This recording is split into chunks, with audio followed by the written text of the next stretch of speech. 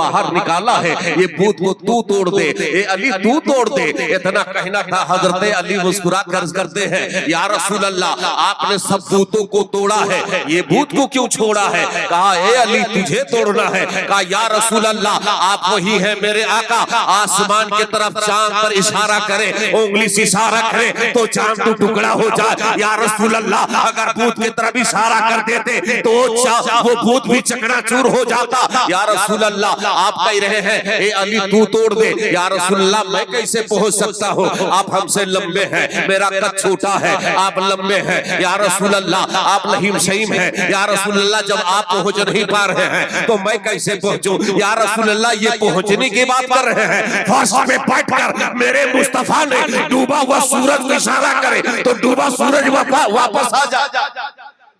प्यार से बोले सुभान अल्लाह। अब मैं बताना चाहता हूँ, अली मुर्तज़ा शेर खुदा रज़ियल्लाहु ताला अन्हु अर्ज़ करते हैं, या रसूल अल्लाह कहना क्या चाहते हैं?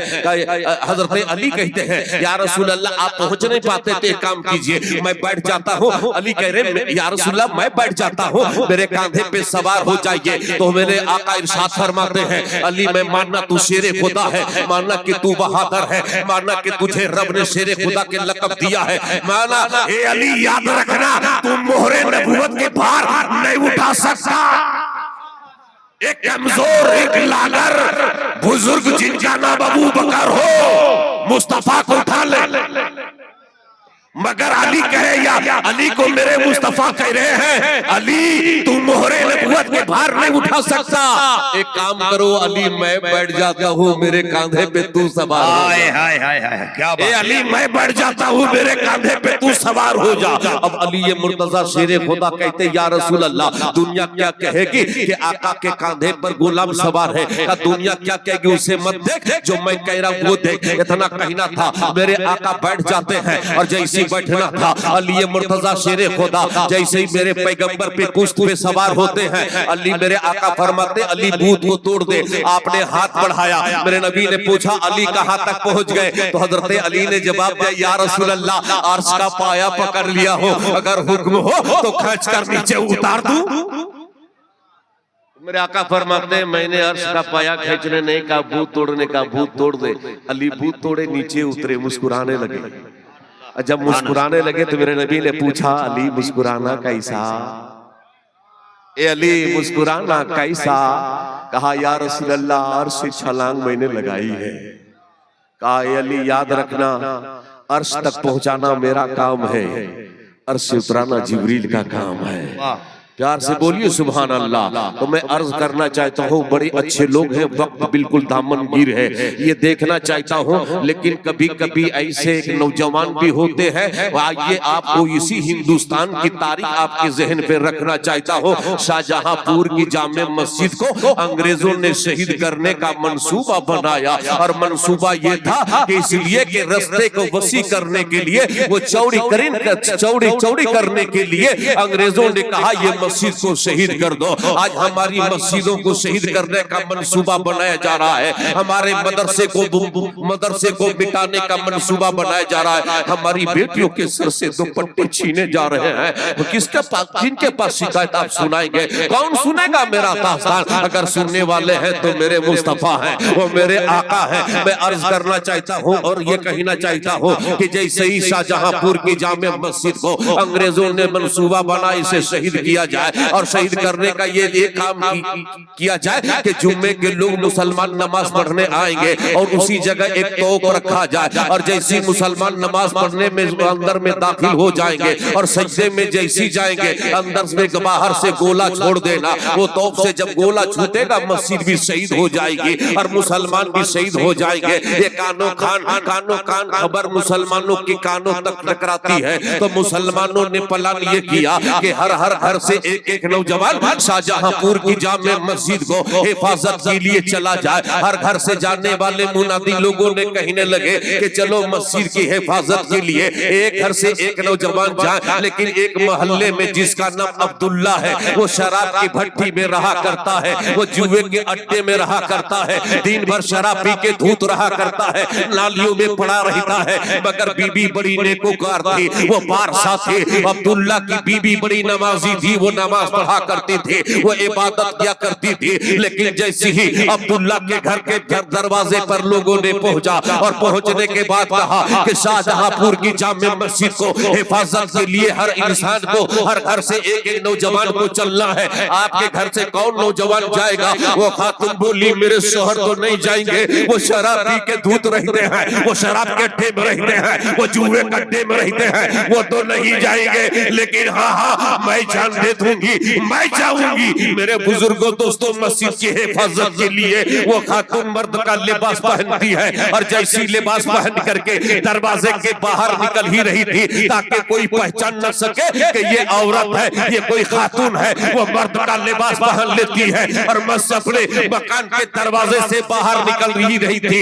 इतने में अब्दुल्ला शराब की भट्टी से शराब पी के आहिस्ता आहिस्ता झूमता हुआ आ रहा है। नजर पड़ी, जैसी नजर पड़ी है का तू कौन है जो मेरे दरवाजे के सामने खड़ा है? का खड़ा नहीं, खड़ी हो, मैं तुम्हारी बीबी अब्दुल्ला, इसलिए कि तू आज मुझे तलाक दे दे, इसलिए तलाक दे ताकि जब मस्जिद की हिफाजत के लिए मैं मर जाऊं, शहीद हो जाऊं, तो जमाना ये न कहे ये शहीद की बीवी, ये शराबी की बीवी ये शहीद हो गई है, बल्कि ये कहे इसलिए आप तलाक दे दे ताकि जब तलाक दे देंगे तो याद रखें मर जाऊंगी, शहीद हो जाऊंगी, तो फरिश्ते कहेंगे ये फातिमा की कनीज को जन्नत ले जा।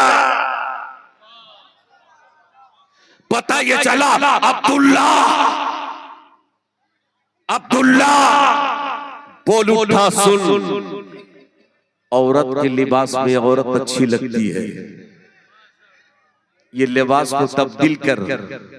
और सुन, औरत बाहर अच्छी नहीं लगती है, अंदर अच्छी लगती है, तो अंदर जा। मैं जा रहा हूं, कहां? जहां तू जा रही है वहां। खुदा की कसम अब्दुल्ला पहुंचा, मस्जिद के आखिर सफ में बैठ खड़ा हो जाता है। लोगों ने देखा, देखो अब्दुल्ला ईद और बकरीद की नमाज पढ़ने आता था, आज देखो जुम्मे की नमाज पैसे कैसे पढ़ने आया है। आज सोना हो ये दिखाने के लिए आया है, रजिस्टर में नाम लिखाने के लिए आया है।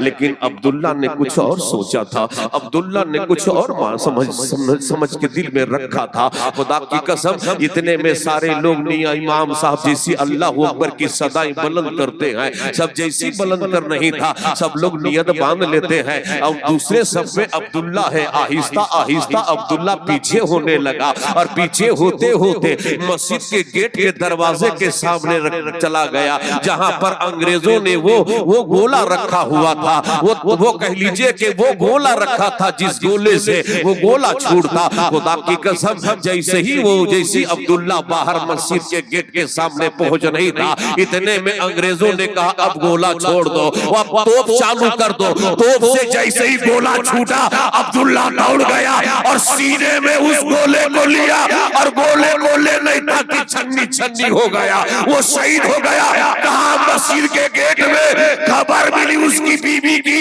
ये देख तेरा शोहर अब्दुल्ला शहीद हो गया। वो बीवी बोल उठी, जमाना कहता था कि शराबी की बीवी है, अब जमाना ये नहीं कहेगा कि शराबी की बीवी नहीं बल्कि शहीद की बीवी है।